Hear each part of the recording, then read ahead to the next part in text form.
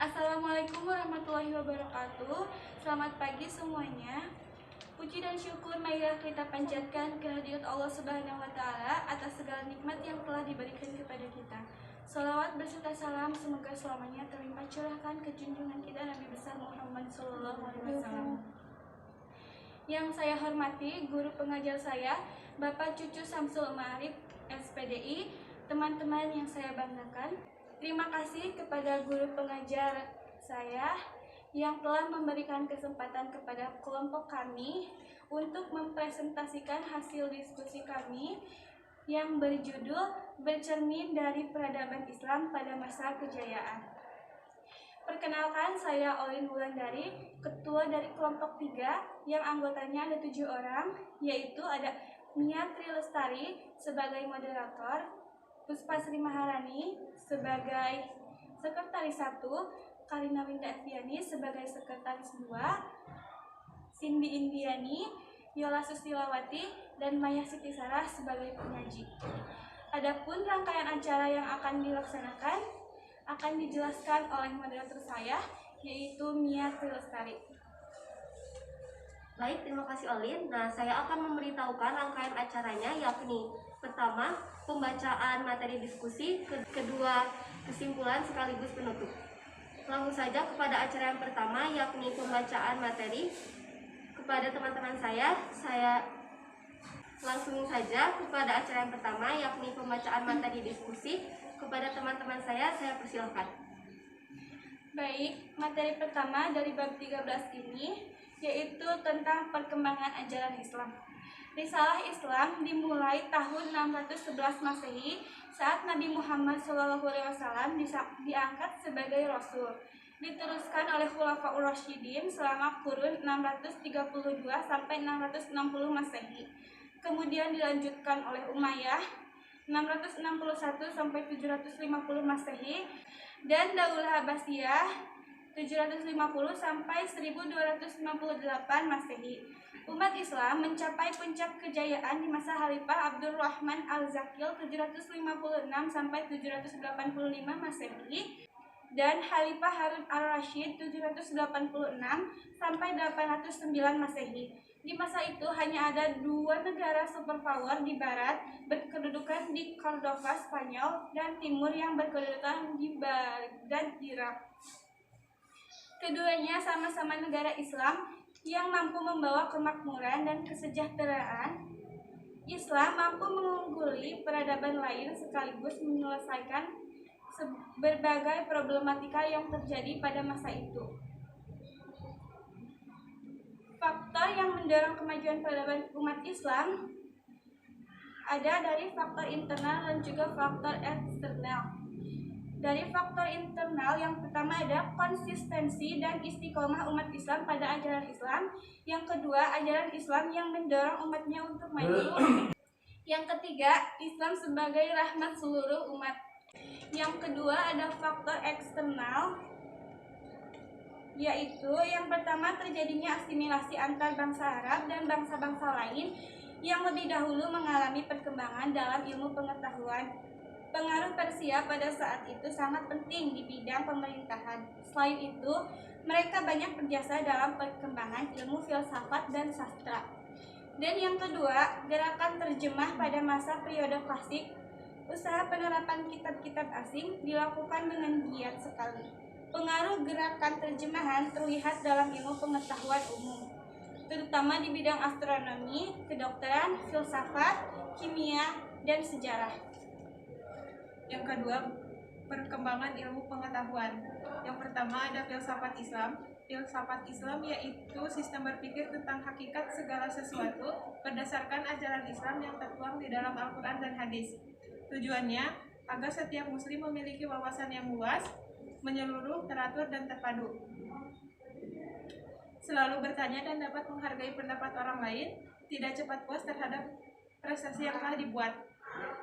Beberapa tokoh filsafat diantaranya yaitu ada Al-Kindi, Ibnu Rashid, Al-Farabi, Ibnu Sina, dan lain sebagainya. Yang kedua ada ilmu fikih. Fikih menurut bahasa berarti tahu dan paham maksudnya ilmu yang mempelajari aturan syara. yang diperoleh dari dalil rinci. Melalui ilmu ini dihasilkan hukum yang 5, yaitu wajib, sunnah, makruh, haram, dan mubah. Manfaat dari ilmu fikih: 1. Mengatur kehidupan manusia sehingga memudahkan manusia dalam menjalankan kehidupan. 2. Tercapainya pribadi muslim yang baik sehingga membuahkan masyarakat dan bangsa yang baik pula. Beberapa tokoh ilmu fikih yaitu Imam Hanafi, Imam Malik, Imam Syafi'i, Imam Hambali, dan lain sebagainya. Yang ketiga ada ilmu tasawuf, yaitu suatu ilmu yang membahas mengenai tata cara penyucian diri dari segala sifat tercela sehingga dapat berhubungan sedekat mungkin dengan Allah Subhanahu wa taala. Untuk menempuh ajaran tasawuf, seseorang menempuh latihan dan tahap tertentu, yaitu 1. Bertaubat, yang kedua juhud, yang ketiga wara, yang keempat sabar, tawakal, qanaah, dan ridho atas ketentuan Allah Subhanahu wa taala. Beberapa tokoh tasawuf yaitu Imam Ghazali, Rabi'ah al-Adawiyah, Abdul Farid Al-Junud, Al-Misri, Abdul Yazid Al-Bustami, dan Al-Italaz. 4. Ilmu kedokteran. Ilmu kedokteran adalah ilmu yang membahas tata cara memelihara tubuh agar tetap sehat dan berfungsi dengan baik, serta tata cara penanggulangan, pencegahan sekaligus penyembuhan penyakit dengan cara diagnosa terapi. Ajaran Islam tentang pemeliharaan tubuh, makan dan minum yang halal dan baik.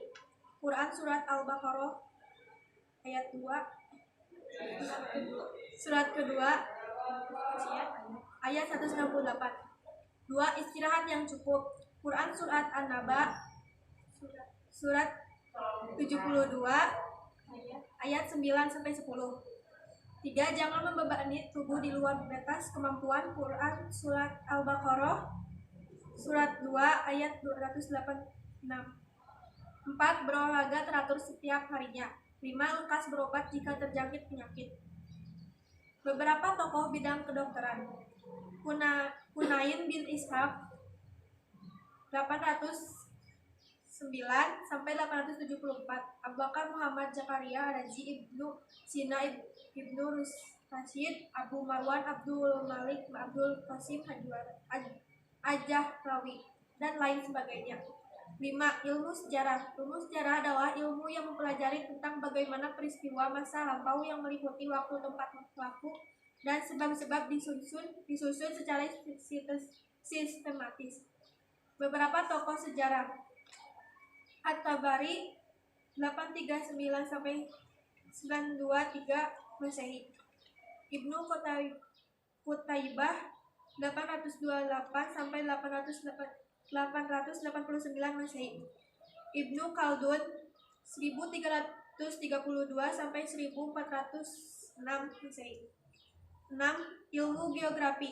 Ilmu geografi adalah ilmu yang mempelajari perihal keadaan suatu daerah dengan segala kekhasannya. Manfaat: 1. Mengenal potensi sumber daya alam yang dapat dieksplorasi untuk 2. Mengubah ketujuan akan keunggulan Sang Pencipta Allah Subhanahu wa taala yang wajib disyukuri. 3. Berguna bagi para perancang pembangun di suatu kawasan. Beberapa tokoh muslim di bidang geografi: Ibnu Battuta, pencipta kompas, Al-Khwarizmi, Al-Musudi. 7. Ilmu geometri. Ilmu geometri adalah ilmu yang membahas tentang sifat-sifat garis, sudut, bidang, dan ruang. Tokoh-tokoh muslim di bidang geometri adalah Al-Khwarizmi, Abu Abbas Al-Fazahalim, An-Miraizi, Ali Al-Hasan, Ibnu Haytham, Omar Khayyam, dan lain-lain. 8. Ilmu kesenian. Seni adalah ungkapan jiwa yang paling dalam sehingga menimbulkan suasana yang menyenangkan. Manfaat seni: 1. Memberikan semangat dalam kehidupan untuk mencapai suasana yang menyenangkan. 2. Memberikan sentuhan dalam kepribadian sehingga melahirkan budi pekerti yang baik. Ciri-ciri seni: 1. Mampu mendekatkan manusia pada Allah Subhanahu wa taala. 2. Terkait dalam peraturan Islam. Tiga, arah dan materi seni harus menimbulkan hal-hal yang positif. Hasil karya seni umat Islam. Karya seni Islam meliputi hampir seluruh bidang kehidupan manusia.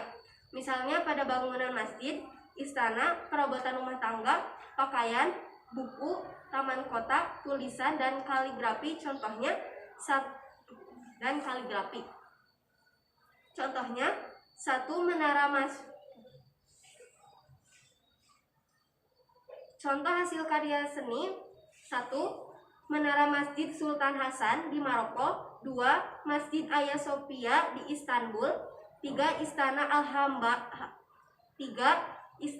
Alhambra di Spanyol.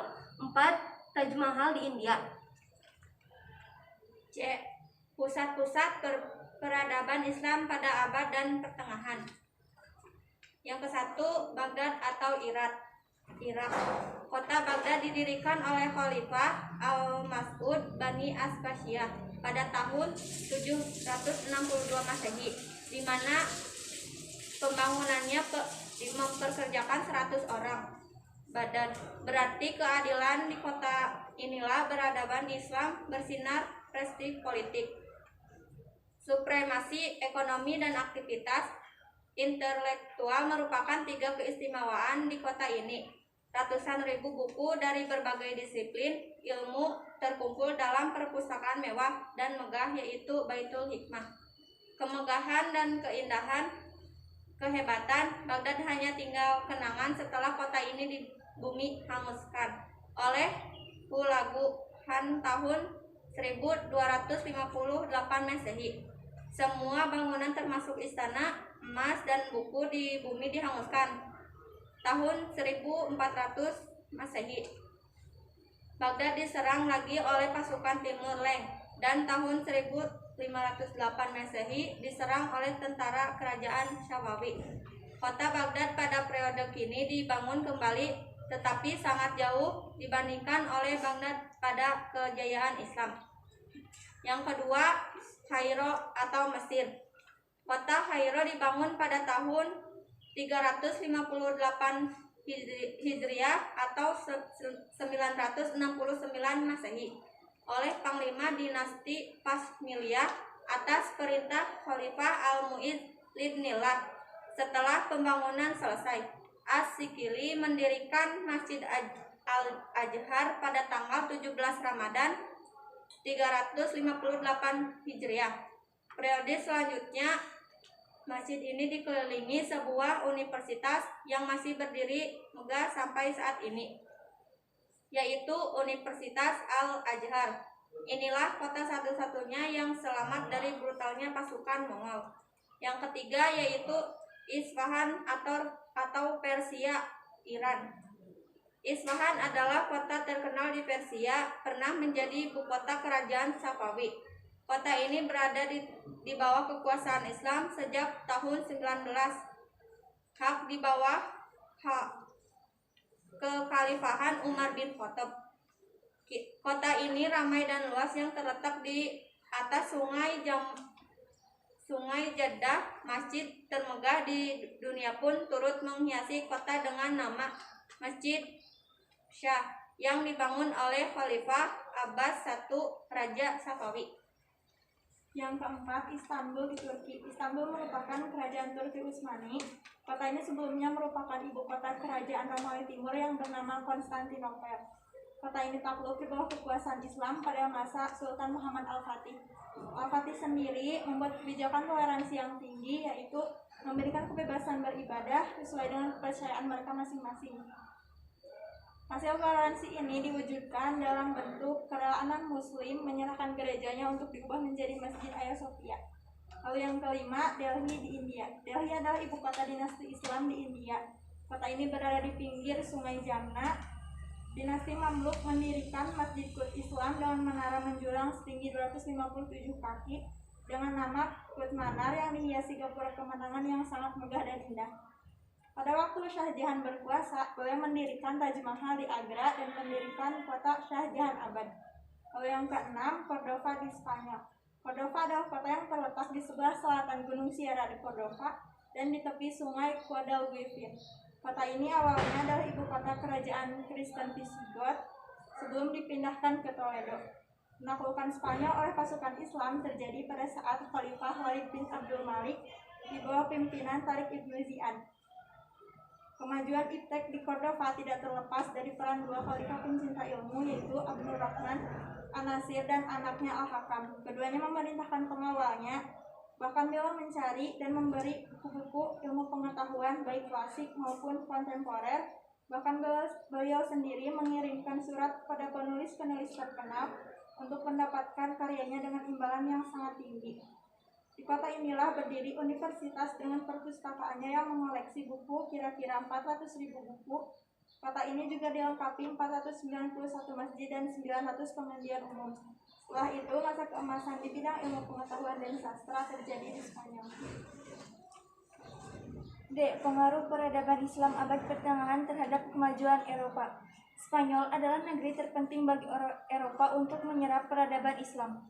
Ketika negeri ini berada di bawah kekuasaan dinasti Umayyah, ia mengalami perkembangan pesat dari segi ilmu pengetahuan.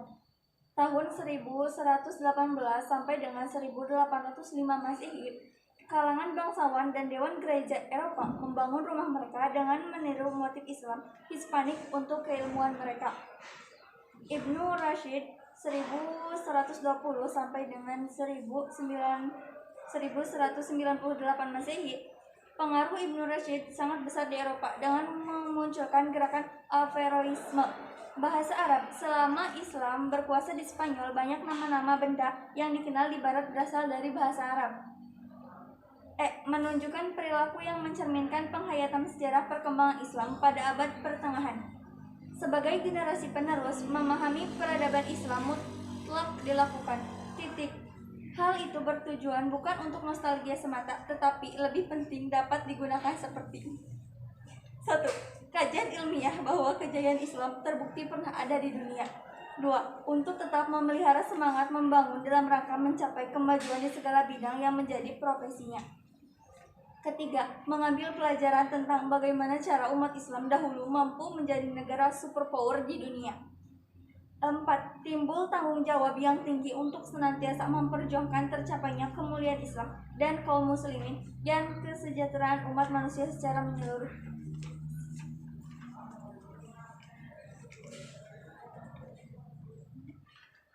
Selanjutnya acara yang terakhir, yaitu kesimpulan sekaligus penutup.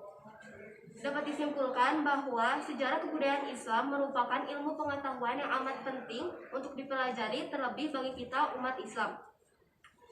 Dengan harapan kita dapat memanfaatkan juga memahami perkembangan dan perubahan masyarakat serta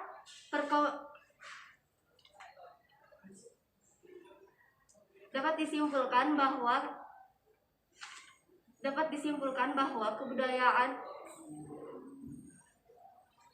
disimpulkan bahwa sejarah kebudayaan Islam merupakan ilmu pengetahuan yang amat penting untuk dipelajari, terlebih untuk kita umat Islam. Dengan harapan kita dapat memanfaatkan juga memahami perkembangan dan perubahan masyarakat serta keragaman sosial budaya Islam di masa yang akan datang. Saya juga mengucapkan terima kasih kepada Bapak pengajar, Bapak Cucu yang telah mendengarkan dan menyimak. Sekian presentasi kelompok kami. Mohon maaf apabila ada kekurangan dan kesalahan. Wabillahi taufiq wal hidayah. Wassalamualaikum warahmatullahi wabarakatuh.